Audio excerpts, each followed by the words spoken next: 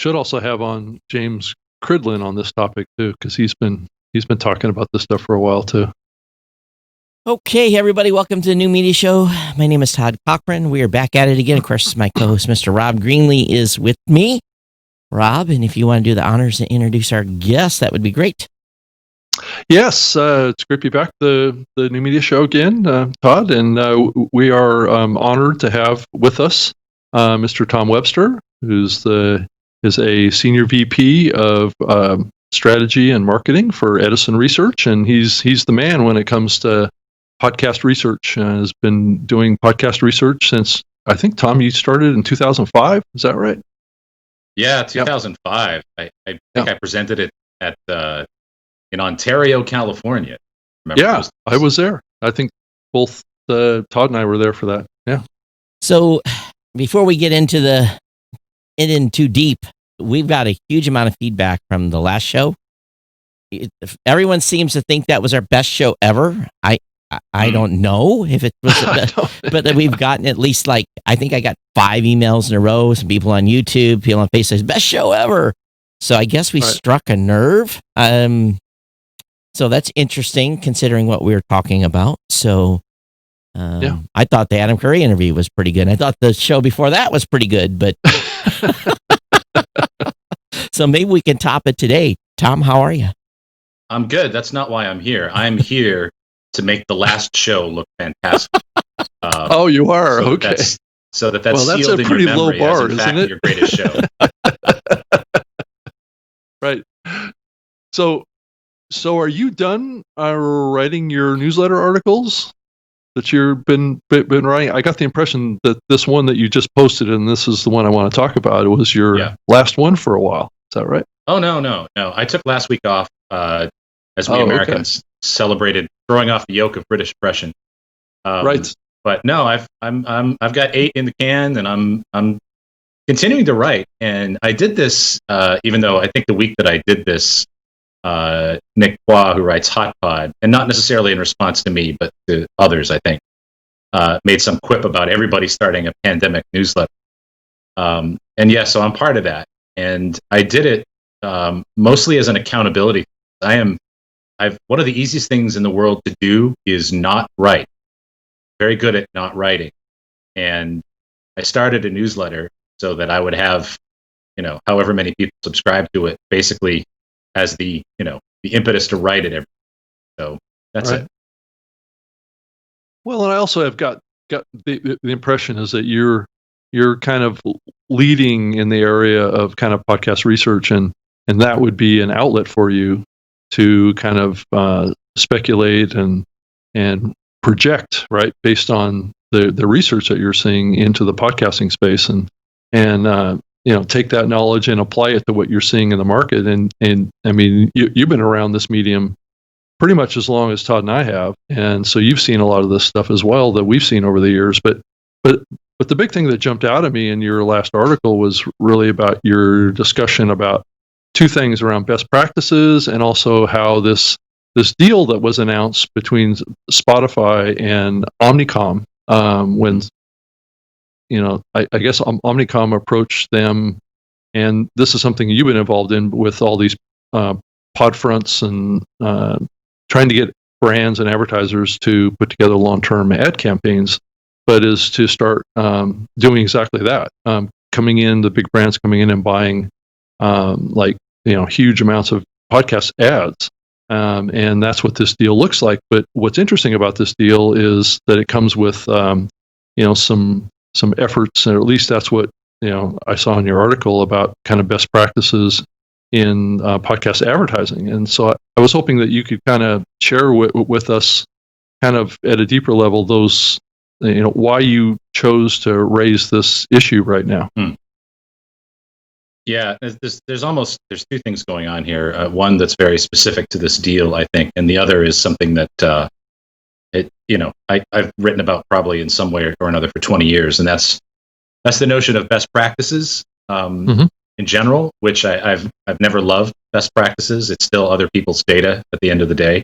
I think the best thing you can do is collect your own primary data about your own audience and serve that audience as well as you can. But setting all of that aside, I think, the fact that Omnicom has promised $20 million worth of advertising to Spotify kind of upfront. I mean, that's the goal of all of these upfronts, and television has done upfronts Right. for decades, right? And the fact that podcasting has gotten to a point where where anybody can sell that much advertising on shows that don't even exist is a testament to how much this industry has really grown. In television, an advertiser will buy a show in an upfront, maybe a brand new show, because the producer has a track record. There are known actors, and there's something to build upon that already has some track record of success. And podcasting can now say that to a certain extent, and that's kind of exciting. So, do you think this deal came as a fallout from Spotify's deal with Mr. Joe Rogan, or do you think that it's a much bigger trend? I think it's probably the start. I think you're going to start to see advertising dollars shift around a little bit, and I think more of them are going to come to podcasting. And for a while, you both know podcasting revenues have grown, steadily, but not like a rocket ship. Although the past couple of years have been pretty good. But right now we're in a climate where you've got millions of people watching Netflix, Hulu, and HBO and Disney Plus, no commercial. You have an absolute decline in AM/FM radio because none of us are commuting, and you have a situation where one of the biggest ad platforms in America and in the world, and Facebook, become absolutely toxic for so many advertisers. So they've got to put money somewhere. Right. And I think podcasting is starting to see the benefit of that, because it's a bit of a safe harbor to actually get messages out. I don't want to hijack the conversation very far, but I had talked to, talking about ads going to SoundCloud. I was talking to somebody yesterday, and I have a free account with SoundCloud, and the person I was talking to has a paid account with SoundCloud, and he was listening to a SoundCloud exclusive, some show that was over there dedicated, and he got bombarded with ads, and he says, I'm paying. Why am I hearing ads against these podcasts when I'm a premium customer? I really didn't have an answer for that. So he says, I think they're advertising around everything. And I was just a little bit taken aback that he was getting ads, even though he's already paying for a premium subscription. Does a premium subscription on SoundCloud guarantee you're not going to hear an ad, or am I wrong on that? I don't know about SoundCloud. I mean, Spotify. I'm sorry. Spotify. Yeah.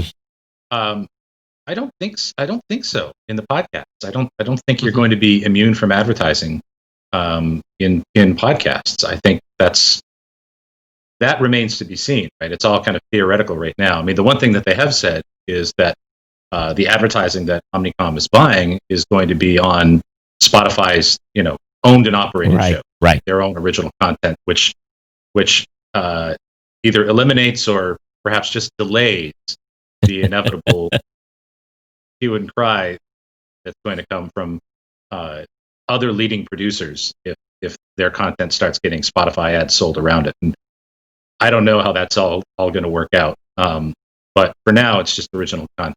Rob and I think you're going to get ads.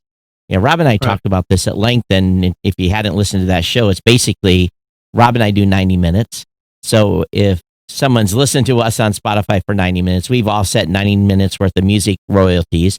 And if they put advertising in front of us, they've double dipped. So they've essentially probably eliminated 180 minutes worth of, they've eliminated money they have to spend, and they made money. So I get, the financial guy over there has got to be chomping at the bit, put advertising around stuff they don't own, but we'll see what happens there. But I don't want it to hijack the conversation more than that. I don't think it's hijacked at all. I mean, it's all, no, it's part of it. I wrote a couple years ago when Spotify really had their first kind of big splash in podcasting, that this is, one of the major factors behind this is reducing the cost of goods sold. And, right now, them playing music has a cost for them. The more people who listen to that music, the larger those checks are that they write. putting spoken word content on there that does not have royalties and licenses and things like that, that's cheaper goods to sell. And if you're gonna listen to Spotify for 10 hours, the more of that 10 hours they don't have to pay royalties for, the more profit they're going to make. That's just common sense. Should they be paying us royalties? Well, that's an interesting question. I would say at the moment, no. And I think everything's about the terms of service, right? If they put out a terms of service that says you can put your content on Spotify, we are going to replace every other word in your mouth with Tide. You can put anything in the terms of service. If you sign it, you signed up. That's right. So we'll see. Well, and I got an email from a listener to our last week's show, not to add on another layer to this, but there's some fear that's brewing in some podcasters that what's happening here in the shift and the focus around advertising, especially on the big platforms, and how these big platforms are going to be probably expecting from the hosts ad-free versions of the show, that somehow this is going to put the donation models at risk as well, and that there's going to be less opportunities for shows to do like what Adam Curry does, right? To create audiences that support the show directly. That as more people shift to listening to on Spotify and these other platforms, that there's less opportunity for those shows to monetize in a non-advertising way. So, yeah, there's all sorts of issues around this, and that's why we wanted to have you on, Tom. As I've always said, be careful what you wish for. Right. Well, it's an interesting kind of inflection point right now, with the streaming platforms really really encroaching into kind of the share of podcast. Spotify is certainly there. I think SiriusXM has put together a very interesting, right, and fascinating. You have Spotify that's really chosen to completely vertically integrate. Right, they brought everything in under the Spotify umbrella, whereas SiriusXM has demonstrated competency in a premium radio service. They've got SoundCloud for creators and the young end. They've got Pandora for the more lean back listener, and now of course they've put together Stitcher mid-roll and they've got quite a toolkit there of individual brands that can really run the gamut. So I think that's and it's funny, Apple sort of had a wide lane to operate a very long period of time, and Spotify and SiriusXM are going to cut into that wide lane pretty substantially. Yeah, I mean, if you think about that Sirius XM deal and the scope of that, I mean, there's Simplecast as part of that deal, and there's still a little bit of a, AdsWiz is part of it as well, but there's also some relationship aspects with Triton and as well as with Omni to some degree. Less so, I think, with Omni, but if you think about that, I don't know if you have any comments on that, Tom, but there's I don't think that's a pretty wide deal. Yeah, that's a pretty wide-ranging deal. There's no question. Yeah, I don't think Triton's part of that. I think it was. I don't Stitcher. think so directly, but there's some relationships there. Yeah, right. I guess I'll be careful here. I had some phone calls, and interesting on that whole SiriusXM buy, and I guess my thing is congratulations to Scripps for scoring such a big check. Yeah, I think the winner there was Scripps in a big way. So, Right. If there's team members over, they get a bonus for a deal, man. I hope they got a big one because I personally, I think SiriusXM overpaid, but that's just me. But anyway, we'll see. We'll see what happens, what they do with it. Yeah. Well, I will say this about the Scripps mid-roll deal. Scripps was, Stitcher mid-roll was bought at X and it was sold for greater than X, right? Yeah. And all of that will become clear. But Stitcher, when it was bought, compared to what Stitcher mid-roll is now, in terms of what they have added, audience and in reach, is an enormously different company. It is an enormously larger in terms of reach. And, as you guys know, and we've talked a little bit, we run a quarterly service called the Podcast Consumer Tracker. And the rankings for that, the deal is with those that we don't publish them, but anybody who subscribes is allowed to publish their rank. And so I can share with you that Stitcher Midroll has indeed published their rank a number of times, and they're number one in reach. A completely different thing from downloads, and I'm happy to go into that. But in terms of the percentage of the weekly podcast listener that company reaches at least once a week with some of their content, they have built the number one reach platform by having just a lot of really big shows, but also diverse shows. So it's a big deal. So, just so everyone's clear, Tom's not talking about just on Stitcher, because we know where Stitcher's market share is. We're talking about those shows are on Apple Podcasts, Google Podcasts. Yeah, it's the 350. Yeah, all the mid-roll represents. Right. But at that same point, Tom, then really, if you think about mid-roll, they don't own a lot of shows. Well, Earwolf is that's internal, but mid-roll reps a lot of shows. So as long as those companies stay happy and the money keeps flowing, then mid-roll should be able to continue to hold the line there on reach. I guess that's the better words, and probably revenue too. Yeah, no doubt. Look, they have a demonstrated competence to grow shows. They have a demonstrated competence in content acquisition, and obviously in representing shows. They've signed some pretty smart partnerships. So, I mean, they are a formidable company in podcast that I think, because they don't publish on PodTrack, often gets, I won't say overlooked, but I don't think people understand just how wide. And without saying who, I measure some of the shows that are being monetized over on Midroll. And there's some freaking massive shows over there. Massive. Huge. Massive. Sneaky big. Yeah, sneaky. And people would be like, they would go, if we could actually talk about the numbers, they'd go, what? So that's why the PodTrack top 10 is really, it's not a top 10, it's their top 10.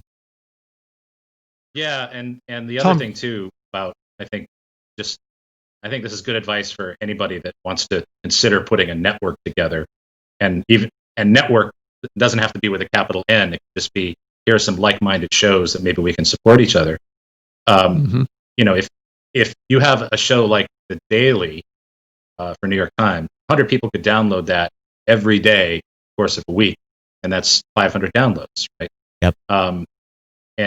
But there could be a couple shows on Midroll, let's say, Conan O'Brien show and one of their big true crime shows, and maybe 70 people download one in a week and 80 people download another in a week. And that looks like 150 downloads, but it's reaching 150 like different people compared to the 100 different daily reach. Right. And so that's, I think, the clearest way I can explain the differences in what we track and what PodTrack is. Non-duplicative audience. Yeah. Right. Yeah. And we even in the early days when we built Tech Podcast, and, Tech Podcast is a network of like-minded people, and we don't do a lot of collaboration now. It's just, they're over there. We do a little cross-promotion. But that's what we saw in the early days of that, too, was that there was a little crossover. Even though they were like-minded tech shows, it was, I would do by twice a week tech show, and another guy would do, but there was enough diversity in the content that we had, maybe 10%, 15% layover on some shows, but it's amazing how much non-duplicative audience there is across the entire space. Right. That's the thing that's really amazing, is how much non-duplicative audience. And so from that standpoint, that's why it makes the space and these diversity of shows more valuable, because that listener, 90% of those listeners are not hearing the same ad, or hearing the ad twice. They're hearing it once in each show, but they're not hearing it in 5 different shows. Yeah. And, the listening is still really spread out. I mean, we've got 6,000 people. We're actually about to deliver 8,000 at the end of the month in our sample podcast track. And, there's no show in there that gets like 4,000 mentions. Right. It's all over the map. And I published I think a couple of weeks ago in my newsletter that that about half of podcast listeners listen to at least one completely independent show every week. So it's still very fragmented, very diverse. And, are there a few hits? Yeah, obviously Rogan is a hit, right? Right. But, there's a really diverse, long tail still. I've run a few surveys against not this audience, obviously, but my tech show audience, and I asked them in that survey. Of course, these are P1s these are my biggest fans that are going to respond to the survey because I get 8-9% uptick, and I'll ask them. I just write out the shows that you listen to, and then you list the 4, 5, or 6. And I say, I don't care if you've listened to it in a week or a month, but list the ones that you actively listen to. And I'm just, to me, I look at that list, I'm like, wow, because it is so diverse. It's such a diverse amount of content. It does surprise me a lot. Yeah, and we, essentially we do the same thing on a, at scale, Much bigger scale. Yeah. And we just, we close the fielding on the second quarter of the year at the end of June, and we will spend the better part of July coding all this. We have some AI kind of fuzzy matching tools that take care of a lot of it, but it is still a lot of humans with magnifying glasses double checking thousands and thousands of shows in just a giant brute force effort to do this. And you're right, people are writing down 6, 8, 12 different shows. They're all over the map. Yep. They're spelling them 20 different ways. Right. Yeah. So yeah, good times.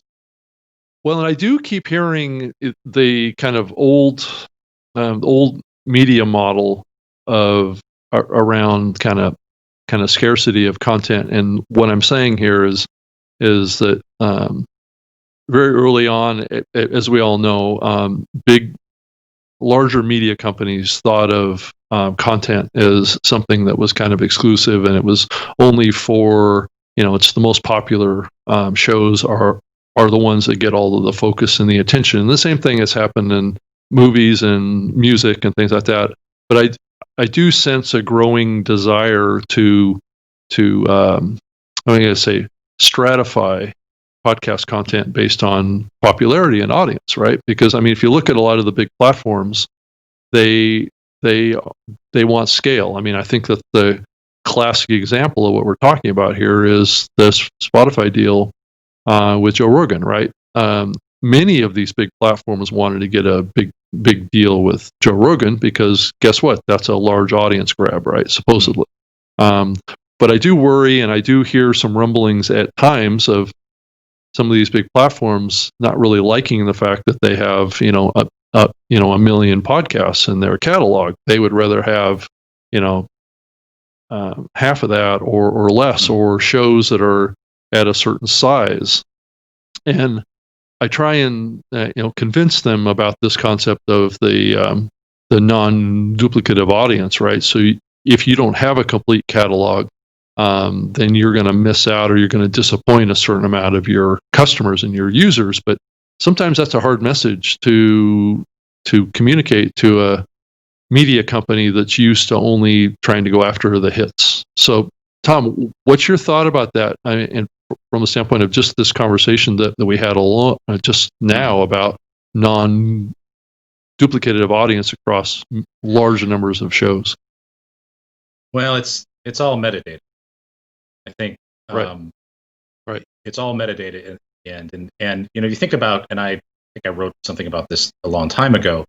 What your Facebook ads looked like 5 or 6 years ago was just an utter sea of crap. One weird trick to lower your cholesterol and mortgage at the same time. Right. That's what your Facebook ads look. They don't look like that anymore. In fact, I don't think a week goes by that I haven't bought something that Facebook has very slyly fed my brain. And that experience and that metadata is catching up. And you look at the big kind of performance marketing direct response agencies, the ad results, the Oxford Roads, people like that. They have a lot of that data, and what looks to an advertiser like 6,000 disparate podcasts to people like Ad Results and Veritone One and guys like that. They've like, no. Actually, we can demonstrate performance in this category with these types of shows. They've got, direct response doesn't lie. We all know that it works well. But those tools are, and I just touched on this very briefly in the newsletter this week. They're still pretty black box. They're still behind closed doors, and they're not really exposed to buyers in ways that Facebook ad targeting is, things like that. So all of that will come with maturity. I know that it seems like there's an awful lot of shows, but it's a metadata, it's a data problem more than it is a number of shows.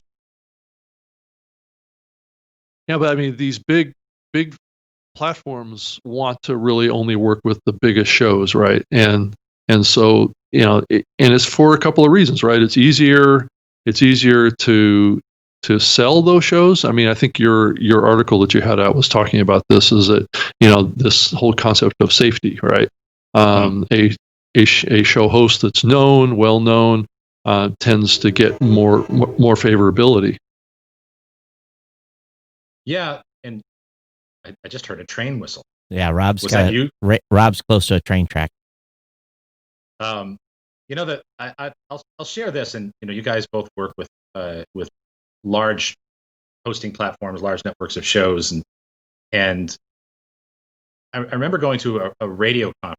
I think it was like the Nielsen consultant fly-in thing, and there were a couple of as you guys know, we do a bunch of political research as well, and so a couple of the people on our political side got two of the top political consultants, one Democrat, one Republican, on stage with them, talk about radio and how they use radio, and it sort of blew me away. This was several years ago. I think it was the top Democrat consultant said, "It's really hard to buy radio. We'd love to buy more of it, but it's really hard to buy it." And that sort of blew everybody's mind in the audience. They're like, "What are you talking about? Take a check right now." And he said, "No. If I am working for a gubernatorial candidate in Michigan, I want to buy Michigan. How do I do that in radio easily?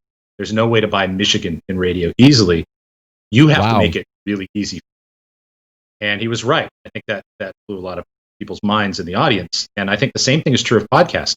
These things are possible, but you have to make it easy for the advertiser, because there are other platforms that are really easy to buy, safe to buy, and it's up to podcasting networks and people on the ad sales side of things to make it as easy as possible to buy. Right, and safety is a big issue too, right? Around, especially brands buying into shows, and one of the things I think that holds it back to some degree, and these bigger platforms are trying to solve, is how do we basically vet these shows, right? So that confidence can be built with those advertisers, and because if you take on let's say a brand comes in and spends $20 million, but that $20 million is spent against 10,000 shows. How can that brand know that every show in that 10,000 list is going to be safe for them? That's something that we've had to address over the years, and media buyers aren't ready to buy that wit anymore. In the early days, they did.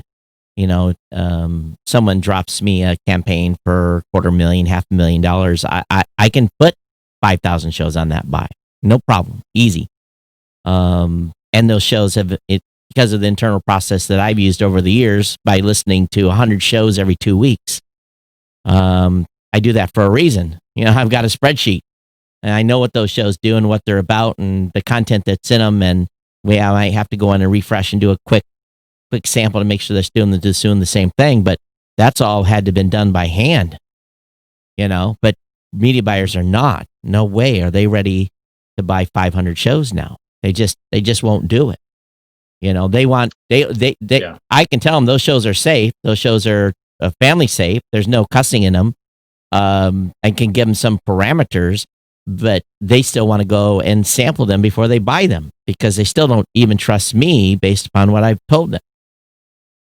Yeah. And there's just so much data locked away, like I said, in at various agencies about what works and what doesn't work. And here's the truth. I don't favor one model of revenue generation for podcasting over another, because you need them all. That's, more is more gooder. That's what a stable, mature, healthy platform looks like. And the truth is that I can put a live host-read ad-lib ad on 100 small shows, or I can buy 1 million impressions with a pre-recorded State Farm ad on a few really big shows, and they're both going to work. They're going to work in very different ways. They're going to work in extremely different ways, but they're both going to work, and they're both going to deliver returns that you can compare against each other. But it's safer and easier to buy the pre-recorded, big shows like that. And we just, we need more data out there. We need more stories. We need more case studies, because ultimately podcasting needs both of those things and many others.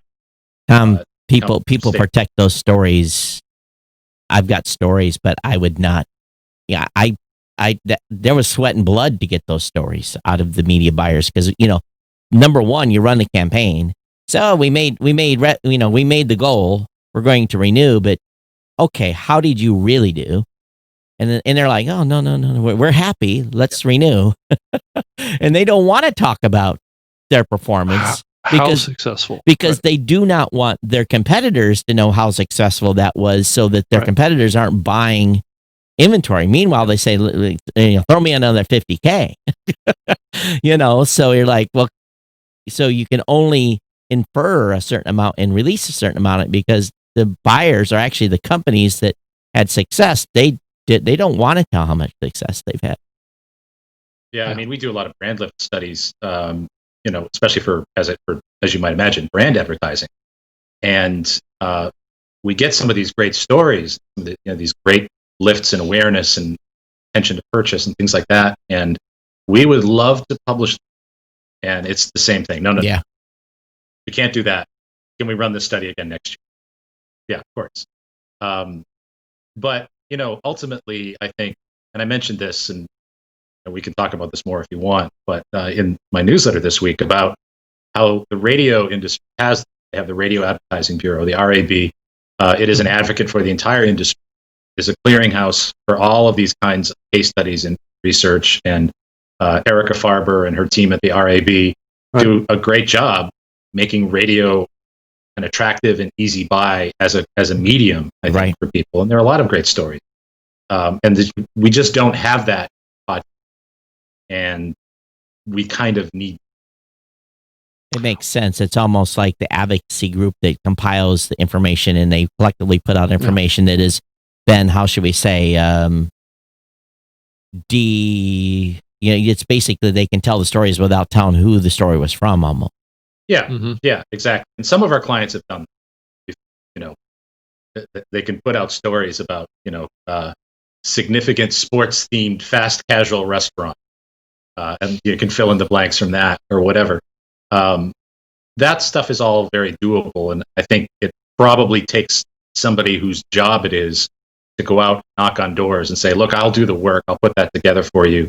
Let's get a clearinghouse together of all of this great data, of all of the direct response data, of all of the Patreon data. Let's look at it all and get it all out there." Because right now, if you look at the share, in our share of ears research, the share that podcasting has compared to the share that radio has, podcasting is about 1/11th, 1/10th even of the share of radio. It's not getting 1/10th of radio's dollars. That's right. And this is why. Do you think too, and another thing too, this industry, and maybe it's because of our genesis, and maybe some of the genesis of the space is followed through on some of these companies, but we are a pretty secretive group. We don't like talking too much about the success stories. We go out and they do the upfronts, and they say what we got coming.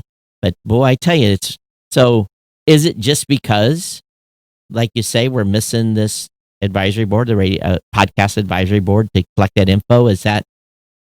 Yeah. Well, as the industry, as the space and the advertising space continues to mature, and you get more interest from Omnicom, you get more interest from Havas and Kara and all of these other large agencies. Yeah. They're going to make you change.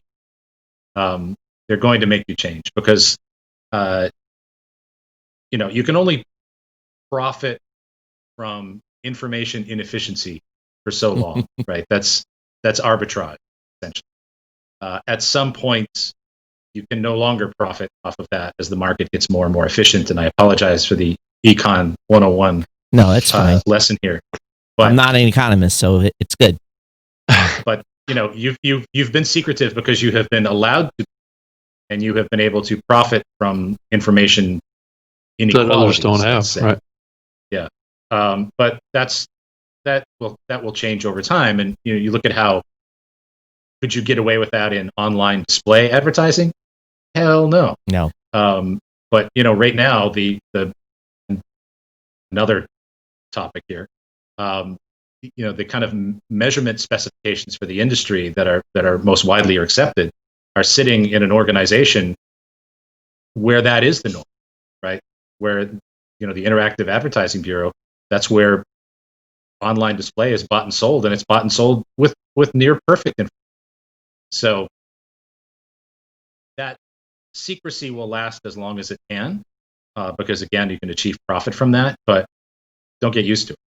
I think too is you talk about money coming out of the space. There's a huge, and there's lots of stuff going on behind the scene because of the cookie. The life of the cookie. The cookie is about ready to not be allowed expire. To be, yeah. Cookie's about gone, and people are in absolute freakout mode. So there's going to be some change in that industry that's relied on that forever as well. So I see what you're saying, and the thing I guess from my standpoint, it all has always, it's irritated me probably since about the time the money moved into the big shows. Is what's insane is we have 95% of the inventory in the podcasting space today that is empty. There's no ads in it. Now, that said, probably only about 35% of that inventory probably would even want to be monetized. But still, if we've got 35% of the global podcasting space that could be monetized that it isn't, to me, this is sheer insanity that we aren't able to have filled this inventory. Now, people are trying to do it through programmatic and all this stuff, but, I think programmatic is still got issues, and podcasters are going to be maybe unwilling to take $6 for programmatic, and maybe we can get 12 or 13 for programmatic. I don't know at some point, but it just seems crazy to me that we have this pile, millions and millions and millions of downloads, millions and millions of listening hours that are basically going to, someone could be getting a check every month, and it isn't happening. Yeah, and that obviously has a big influence on demand and pricing and everything else. And if programmatic is just seen as low-cost scraps, then that's going to affect ad quality, but it doesn't have to be that. That's true. Well, and those programmatic platforms that are doing podcast insertion of ads right now are scaling across thousands of shows. So it is an example of ad buyers coming in and buying ads against large groups of podcasts. The problem is that those are typically the podcaster doesn't have a lot of control over what advertisers are in there. That tends to force the podcaster to have an overload of ad spots in their content. But certainly there is an example that's going on. I used to work for Spreaker, and Spreaker has a program that's any podcast can sign up for, whether they have 10 downloads or 1 million downloads, and get ads dynamically inserted in, and the podcaster doesn't have to do anything. So, I mean, there are examples in the podcasting space right now where that is going on. I think what we're talking about is the higher values or the higher CPM ad buys that really bring in some revenue for the podcaster, and not just pennies to the podcaster. But I did want to quickly mention too, as we were talking about white papers and getting case studies and things like that, is that the Podcast Academy does have that in their charter, though it's currently more focused on the content creation side. But I'm pushing the Podcast Academy to move more towards having like subcommittees that can be working on these issues, right? So hopefully the Podcast Academy can be that trade association, Tom, that you had mentioned in there, that's comparable to the RAB. That's done a terrific job. It's just unfortunate that the IAB can't kind of serve that role, and because they have done a good job with the whole metric stuff. Yeah, it's and one thing, just I'm not a big unsolicited advice person, but Right. I do hope the Podcast Academy Right. steps in and celebrates great execution of advertising as well. Right. And I know there's a lot in the charter to celebrate creativity of podcasters. Right. We're not going to have any Clios or Con for podcasting anytime soon. But if we can hold a light up to the great executions, the great sort of native advertising programs that are out there that have been successful, and just hold a light for the world to see, I think positive examples are going to be great. Yeah, I mean, and Tom, I agree with you. There's probably no reason why the Podcast Academy couldn't serve that role as well. So it's just a matter of, it's still early in the days for that organization, but it certainly has the potential. And I think the Board of Governors has some level of desire to head down that path. I don't think it would be a real huge undertaking for the organization to head down that path, but I'm certainly pushing for it. Tom, what?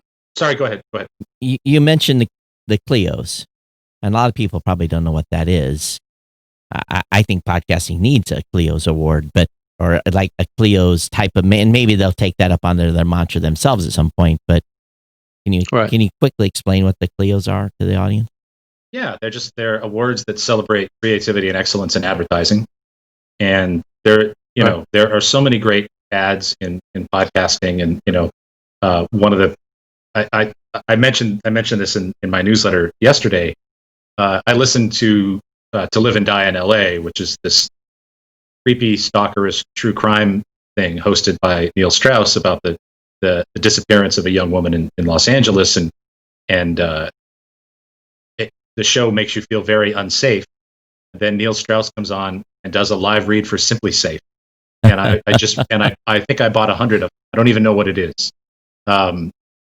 Because there was such a great tie-in between message, context, and execution and delivery, and it was perfect placement. Like, you're darn right, I want to Simply Safe, or I'm going to get murdered, because this show has convinced me of that. And like, when you get that kind of magic together with context and message and execution, I think there's nothing better than podcast advertising, and I think the world needs to see more of that. Just like I think this company would be a great advertiser for this show. Not that I'm been wanting them for 10 years. And for Todd, why would they now? You've already done the ad. And for those, that's right. For those of you listening, I just held up a Red Bull can, and that I didn't get paid for. But and what's funny, Tom, is I do have Simply Safe here, and actually, that's what the security system for this studio is. So it's kind of funny. I'm glad to see you get your clock fixed too. It's the right time. Yeah, I changed the time. I went back there and pushed a couple buttons and got it right. It happens when the power goes out. So I don't know. I think that there's a lot of work to be done, and that's the key. Is it's a lot of work, and it's really a lot of work. And I'm just worried that Rob and his team at the Podcast Academy are going to need more resources, because there's a lot of stuff that we should be doing that we're not, and to do that, that's those are full-time jobs. They are full-time jobs. I mean, all of the things that make other media go, like the Media Research Council and the, things like the RAB and the IAB, those are the things that make those media viable and tenable platforms for advertisers to place their money in long term. And those things do in fact require money, require full-time staff. So I have yet to join the Podcast Academy That's not out of any kind of statement. I'm just hoping you two guys will vouch for me if I put you both as references. But it's going to take a lot of individual checks, and Right. a lot of individual checks to make this a goer. The one thing I will say, shout out to Michelle Cobb, who is going to really be the, I guess, how would you describe her position there, Rob? She's the executive director of the of the organization. I'm just, I'm a volunteer that comes in there and works with her, providing some guidance, based on my experience in the medium. And but her and her small team there are currently part time, so they're not really full time, but they're certainly doing a terrific job, and they have a lot of experience in working with trade associations around the audio space. They don't have a lot of experience in the podcasting space, but that's where the board of governors comes in to help guide them on that. Yeah. But I think that they're doing a terrific job. I did a live webinar last night, and we had a lot of people show up asking a lot of great questions again, and it's very early days, and I'd like each one of you guys to just kind of share what your vision for what you think the Podcast Academy, what role can it serve in the medium going forward based on what you guys are seeing. I do want to clarify one thing before I make my comment, and just so the audience understands this. So let's take the IAB model. Right. Minimum membership level for a company to join the IAB is $11,000. That's publicly, you can find that anywhere. Then there is a multiplier or a stepping based upon your revenue.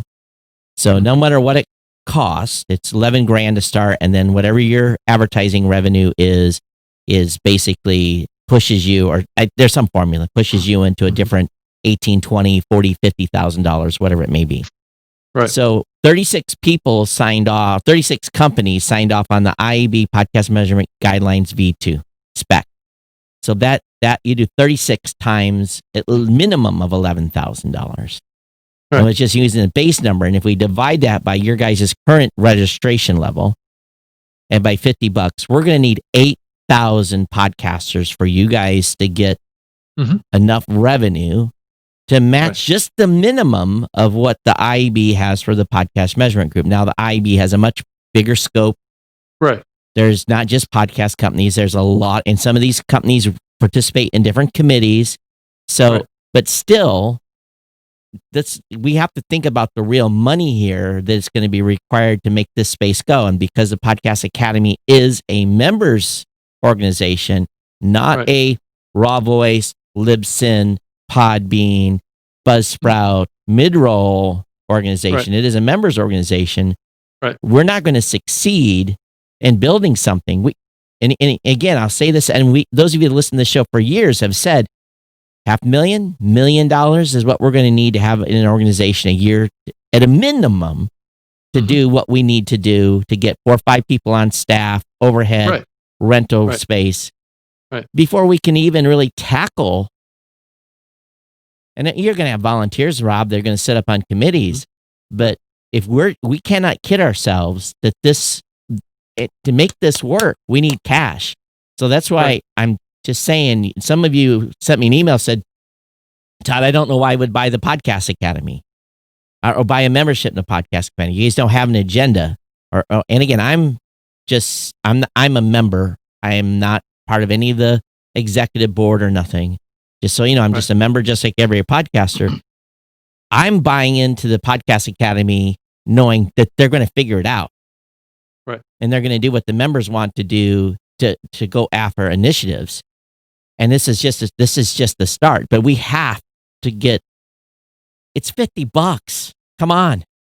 You spend that much 4 trips to Starbucks when you were not in COVID or going through the drive-thru. Come on. So $50, and it in my opinion, it shouldn't have been $50. It should have been $100. You shouldn't have gave the discount. It's going to be in about 60 days. All right, that's fine. So get in while you can. So it's $50 because it should have been $100 to start with. But in my opinion, this thing's got to have money, and volunteers that are willing to put the time in to help, because we're going to have to invest time and blood to make this work. So that's my standing on the Podcast Academy at this point. Well, all of the just kind of fill in the blanks a little bit there. All of the governing board members are all contributing a chunk of money into the organization to fuel the startup of this. But you're right, Todd. It's a member-funded organization, right? So, yeah. And again, what you guys are, and I don't want to disclose anything I already know, but what you guys are, that doesn't get you down the road too far. No, it just gets us off the ground. Right. Right. So, agreed. Promote. This is what we're buying into. We're buying into something that will develop over time in the future. You've got Rob as chairman for 2 years. He's looking out for the indie podcasters. He's going to listen to what you have to say. There's a great team over there. Put your damn $50 in it. Go sign up. Right. That's what I say. And have your wife. And I'll just I'll close the parentheses here. Finish my sentence on singing the praises of Michelle Cobb. I've worked with Michelle for 6 or 7 years. She also runs the Audio Publishers Association as the executive director. She is exceptionally competent, and your money is not going to be sent to amateurs here. Michelle knows what she's doing, knows how to build an organization that promotes the interests of a trade organization like that, celebrates it, pushes it forward, and the audiobook industry has grown by double digits like the last 8 years in a row. It's extremely healthy as an industry, and podcasting needs. In Michelle, you have someone even part-time dedicated to trying to replicate that. Your $50 and even your $100 is in good hands. And I think ultimately, I guess my vision of the Podcast Academy is to grow the medium. It's to get people who think that podcasts are just catch-up radio or something they don't need to see that there's wonderful content in podcasting. It's to get people who only listen to a daily news podcast to realize that there's also podcasts out there about that weird little hobby they have they didn't even know about. It's to make podcasts a more important part of the lives of more Americans. And I think that sounds like a tall order, but a lot of it I think is just shining a light. So to me, I put a lot of what's at stake for the Podcast Academy, I think, is how it celebrates the medium and how big it can play. I know we don't have events or places or passports anymore, but having a way to kind of celebrate the great work that podcasters are doing in a more public venue is just really key to me. Mm-hmm. So, Tom, what's your thought about kind of deeper areas that the Academy can jump into? Do you think it's a good idea that the Academy get into best practices type of things and research and those kind of things? Working with like yourself. I mean, is that going to be helpful, do you think, to the industry for us to focus on that area? And that's kind of it's just a given that the awards and the education side of it'll be taken care of as well. But what about the other side, the business side of what this organization can tackle, do you think? Well, I would be careful how much you sort of bite off, I think. I mean, most media that have organizations like this, what the Podcast Academy is starting out doing, and then the business side of things are not housed in the same organization. They're housed in different organizations, and that's not a rule. But the business side of things requires an even greater financial commitment. Not that our company would not do what we can to help promote the industry that's been so good to us. But research costs money. If I told you what the Infinite Dial costs, you would be horrified. But so I think trying to take on a lot of that early might tax your resources. But I like the term academy, and the one thing I can tell you, and you see it in the in the classifieds in James Cridland's newsletter and Nick Quaz and some of the others, there's not enough great production talent to go around, and it's really hard to do great audio because it's a skill that has been I think it's been allowed to like get a little rusty. Like, you look at commercial radio, 80% of the radio stations in America are, they're playing music. And so that muscle memory to produce great spoken word content, a lot of that has been in public, which is why they're at the start, a lot of great public media shows, a lot of people poached from public media to do other things. But we need a lot more kind of models for, how to do it right, building talent, building skills, building the vision to create theater of the mind. I think a great podcast can really do, or companionship, or those real strong emotional connections that some of the best shows have. If the Academy can provide resources for individual podcasters to learn those skills, then I think that's a noble mission. One thing that we learned is it took us a year to build the Blueberry Pro team. It took us a year to find the right people with the right skill sets that could prove that they could do all the things that you said they could do, and I could scale it slowly for our customers. It took me a year to find the right mix of people to fill those roles. So you're right. These people just are not born; they're grown, and it takes time. So I think that any type of training that goes along with helping podcasters do, we don't edit the show, but if you're going to do a high production show, Theater of the Mind, you're going to be doing a lot of production work, and you're going to be doing a lot of editing and all that stuff. Yep. So I think it's noble. And we have to also be careful, I think, Rob, is that you got to focus it that it helps the small guy and maybe the medium guy. The big guy's already got it. They've got budget. They got people. We need to make sure I don't know. My opinion is we need to make sure we're that smaller group of people where a lot of this stuff is going to help benefit. But at least that's just my opinion. Yeah, I mean, Tom, go ahead. Well, I think podcasting, one of the things that I think hurt the radio industry very deep, back in the sort of late 90s, early 2000s, when radio started to really show signs of being, some of the larger companies really kind of over leveraged. That's when you started to see that push towards automation, and, like the overnight shift went away, and the people who would work from like midnight to 6 or whatever, that all became automated. But that was also the farm system. That was the AAA system for radio. And every great star in commercial broadcast radio started like doing nights in Sacramento or something like that, right? And they had that ability to sort of move up, and there was kind of a farm system. And I think the Podcast Academy can help build that farm system. I think you're right that the big companies sort of have those resources, but it's in their best interests to fund their farm system as well, because that talent has to come from somewhere, and it takes time. You saw it with Blueberry Pro, Todd, and it's taken time to build that part of our business at Edison. It doesn't happen overnight, and the more that the Podcast Academy, I think, do to increase the talent pool and the amount of talent in that pool, then that's going to keep this medium sustained.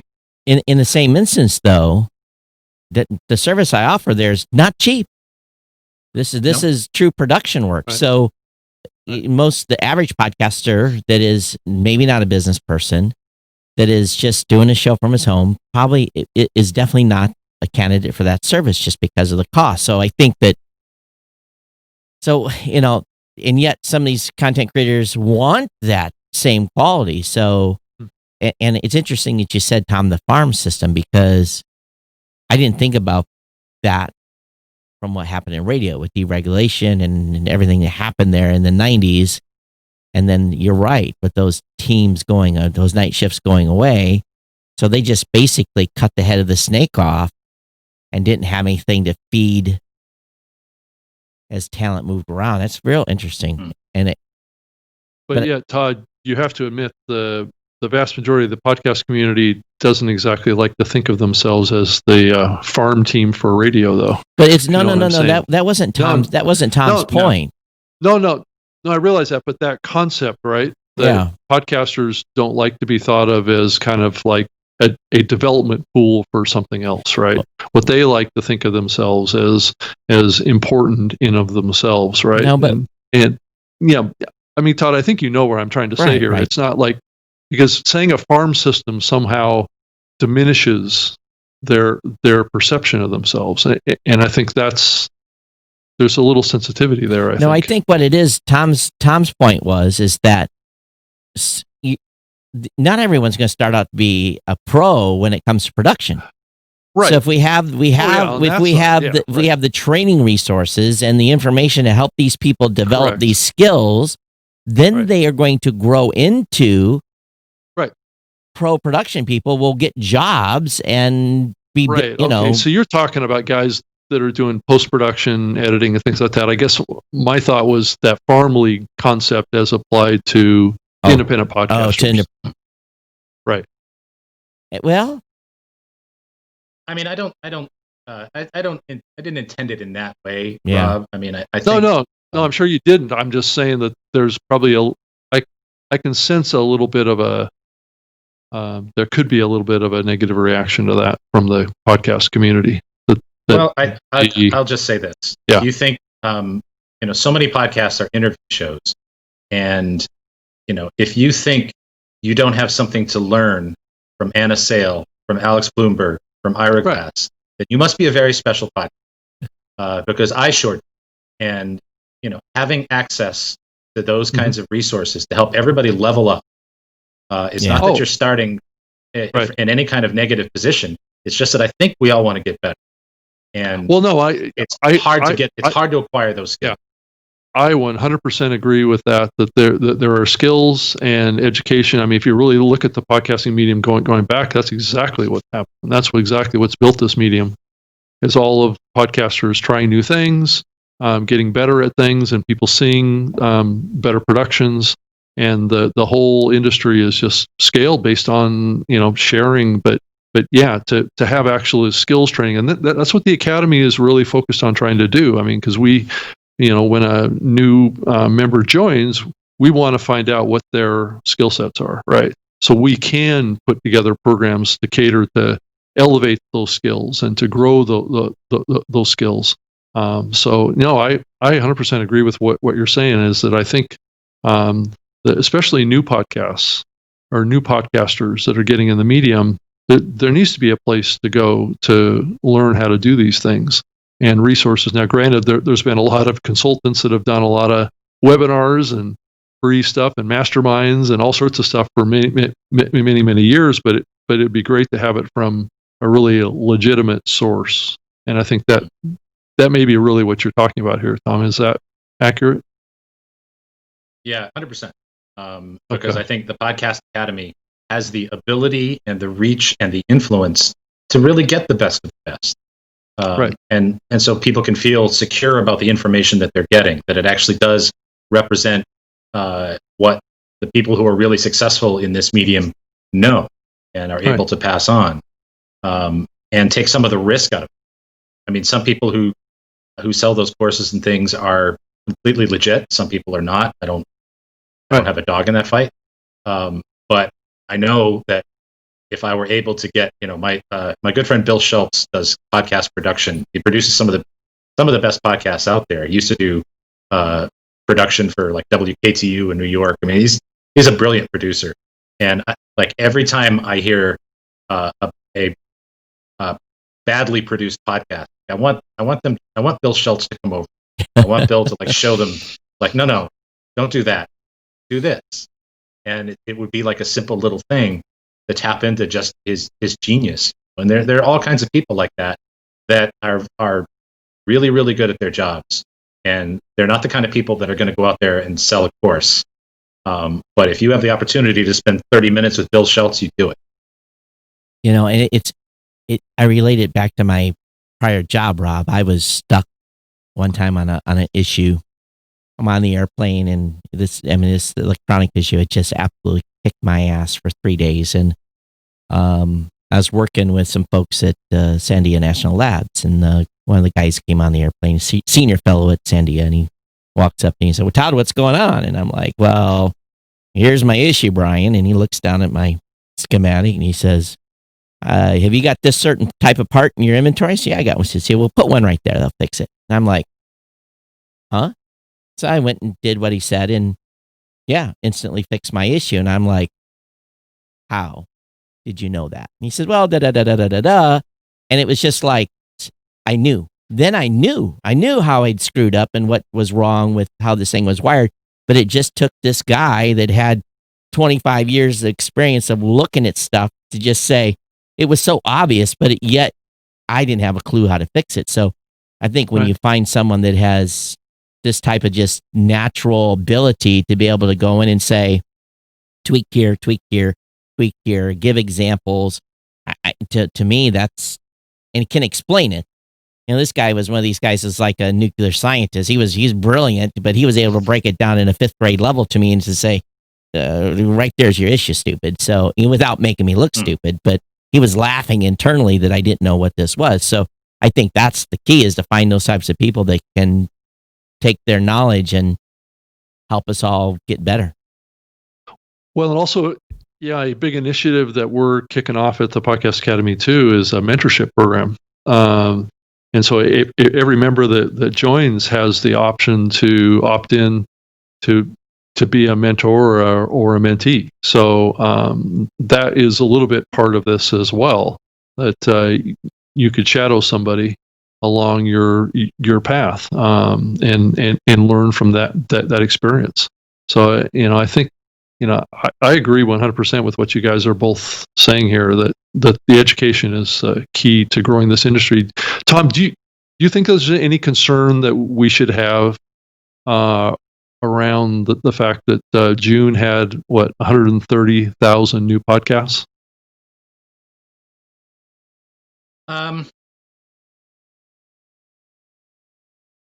It's all, like I said before, I don't know about concern. I never get concerned about that. The market kind of sorts itself out. And Right. I've never thought that podcasting has a discovery problem. I think your podcast has a discovery. Right. Yeah. That's the difference, right? Yeah, and right. for those 130,000 shows, most of them you may come and go like a leaf on the wind. Yep.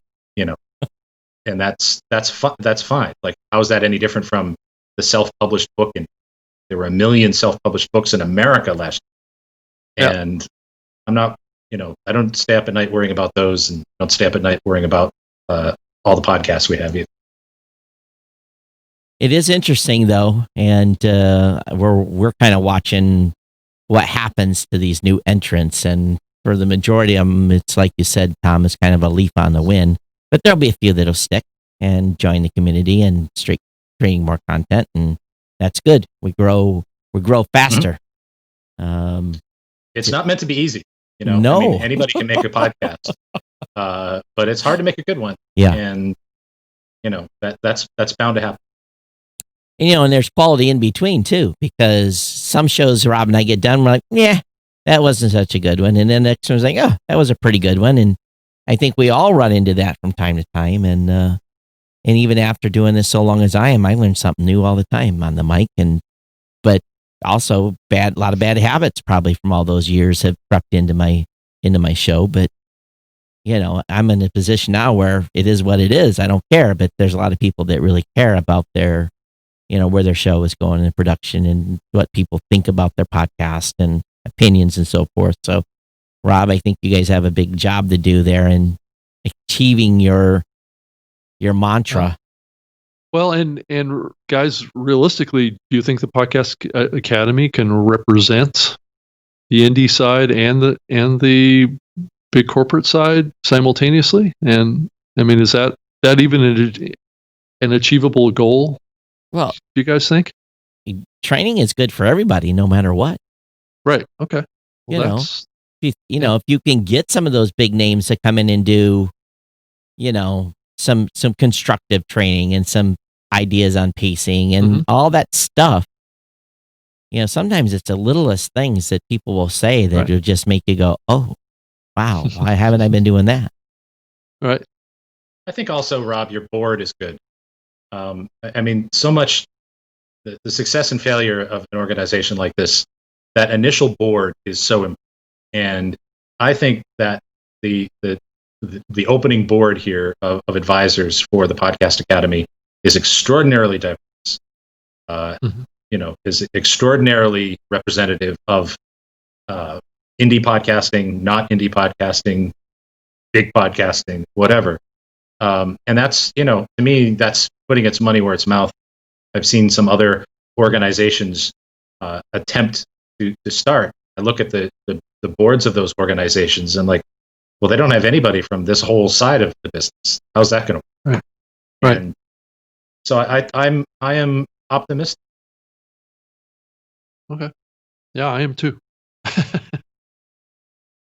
So Marty had a question that came to me email. She wants to know, and this is not 100% not related, but I wanted to get in there because she's watching online. She says, be interesting if PM20 continues with the plan of publicly having the conference in Dallas. And Marty, I think right now their plan is to have the show, but Dallas has got or Texas has got a big uptick right now.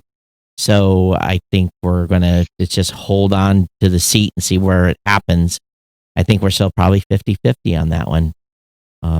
I think a lot of people are going to be scared to travel though, if it does go forward, but we'll see what happens.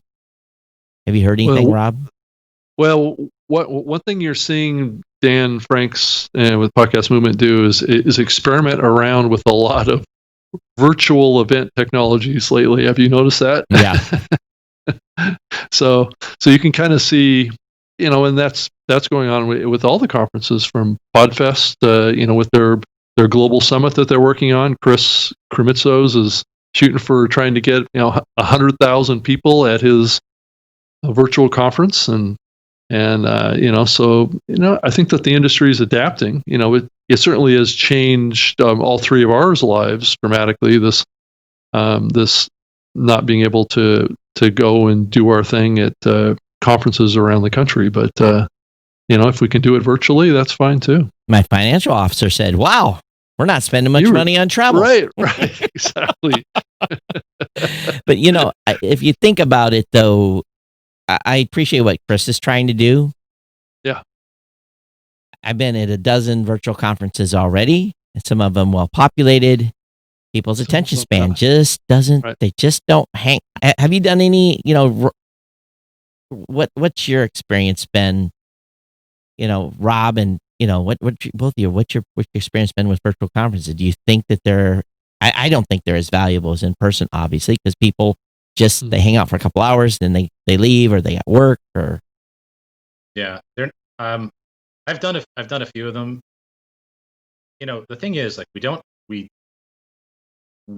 have the attention span. And I think some of the virtual conferences, I think, are making errors in the wrong side of things by how much content they're putting out there.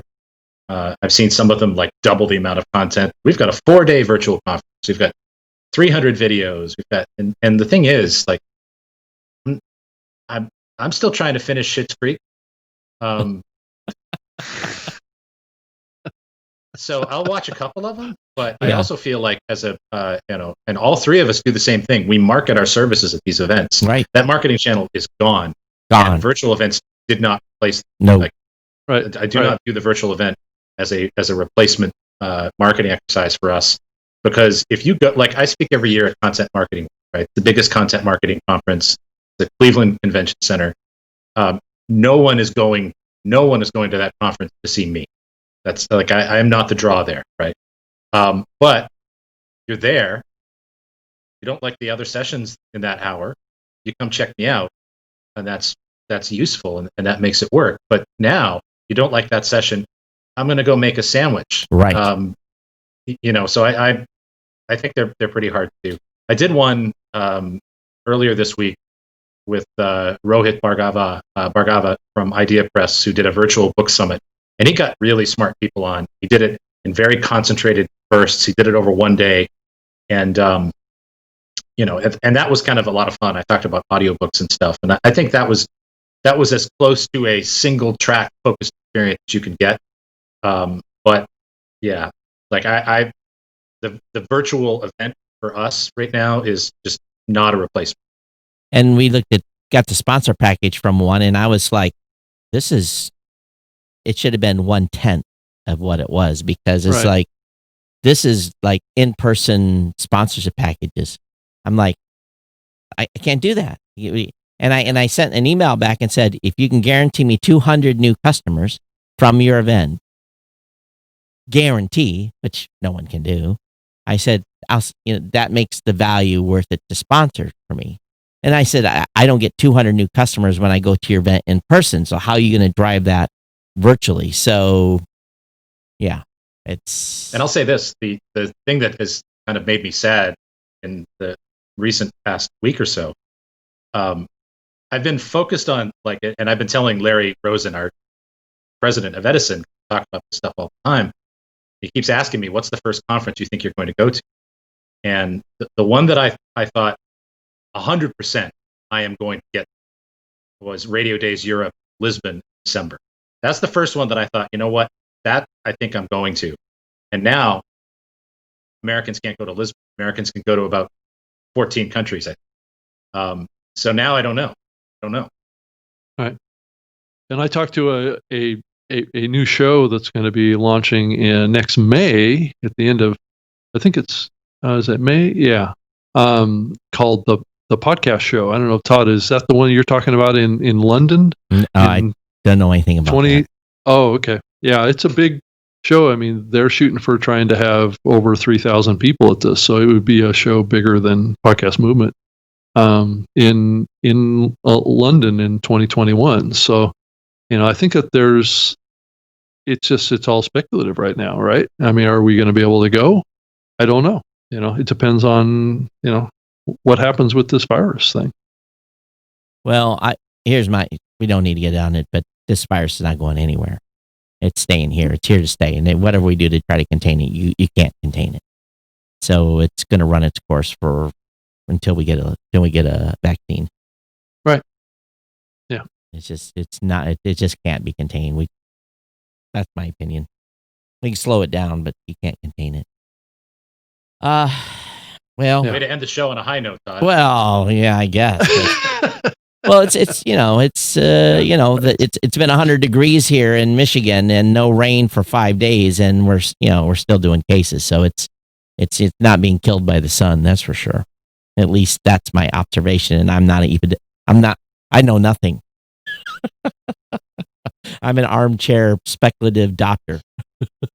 It means nothing. Oh, and I forgot to wear my mask, Rob. I had promised I would wear my mask on the show. I was going to ask you about that. To protect you both.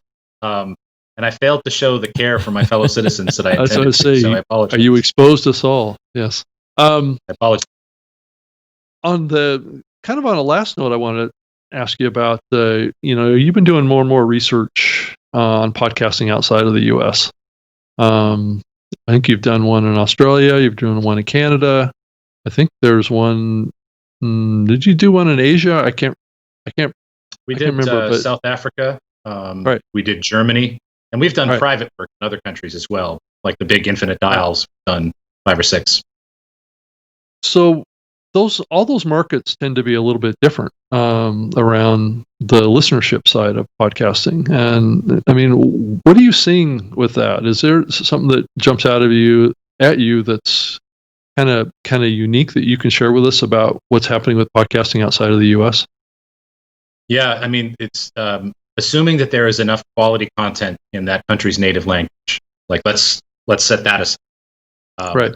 Assuming there is, the biggest rate limiting factor podcast in any country is the availability of cheap wireless data, and it's 100% correlated. And there's no better example of that than we've been researching in Canada for a while. Canada has lagged behind the U.S. in adoption every year except for this year. And previously, the wireless mobile data plans in Canada are have been some of the worst in the world in terms of how much they cost relative to income, and how much you get and how much data you get for that. They're just atrocious. I think James Cridland did an analysis on them, and they were like third worst in the world, something like that, in terms of data, and that holds things back. And a number of the big telecoms in Canada last year changed that and adopted better unlimited plans. And lo and behold, Canada is now tied with the US in podcasting. Saw the same thing in Germany. There's a huge spoken word audio tradition in Germany, very healthy radio industry and talk radio, business, sport, everything. Podcasting lags well behind. And a lot of that is due to just how available public Wi-Fi is. And like free Wi-Fi is a much harder thing to get. Like everywhere you go, you'll see a Wi-Fi network you can get on, but getting on it involves like, using a coupon code to pay for an hour of time and all of this stuff. And when those things go away, like you see the numbers just kind of snap right up. So that's another thing I think that a well-funded podcast advocacy group could do is lobby, because that's absolutely a factor in the success or limited success of podcasting around the globe. Yeah, and it's also limited the availability of advertising, those kind of things too. Around those countries in the podcasting medium as well. I mean, you start thinking about exponential growth of ad locations that could be offered. I know up in Canada, there's companies that have been focused on that area for many years now.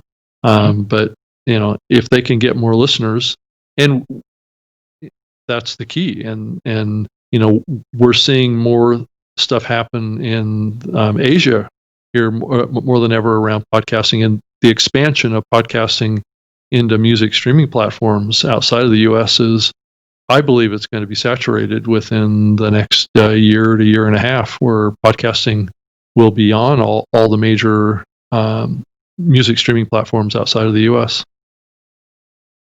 Yeah, and we know that that's been one of the most significant drivers in the reach growth of podcasting in the last couple of years. I mean, Spotify alone has had a lot to do with that, but just more and more. I mean, you can logically say you can listen to a podcast anywhere, and anybody can listen to a podcast, but that's a different thing from putting it on a platform where it's spotlighted and promoted and highlighted to the audience. That maybe that audience could have gone to your website and listened to your podcast, but until it got on Spotify's homepage, they didn't. So that's you have to. Well, any other topics, Rob, do you want to cover? No, I think we've covered enough. So Tom, tell our audience how they can go find your newsletter or your article stream that you're doing. Yeah, so I have a newsletter. You sign up. I send you an email every Friday with content that's almost as good as the content on this show. And that's at tomwebster.substack.com. And the newsletter is called I Hear Things. Awesome. All right, everyone. It's been an interesting show. We've covered a lot of ground. We will not, we'll be off for a couple of shows. Just let you know that.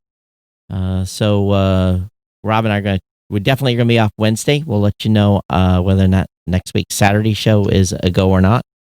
Some dependencies there, so we'll let you know on that.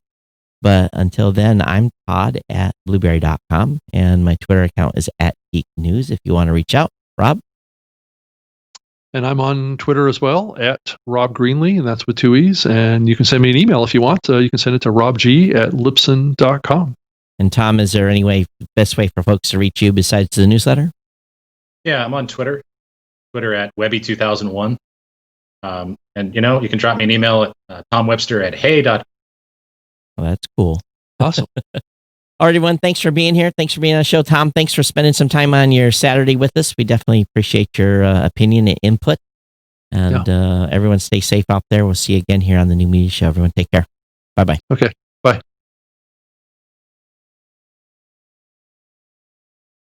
Okay. The black screen until the stream catches up. Right. Oh, Tom bounced that quick. Okay. So some of you are listening to us with the graphic up. Yeah. That was good. Yeah, it was great. It was great to have Tom. I guess it was a long time coming. Yeah, it's been a while since he's been on, isn't it? Yeah, it has been. Yep. I want to get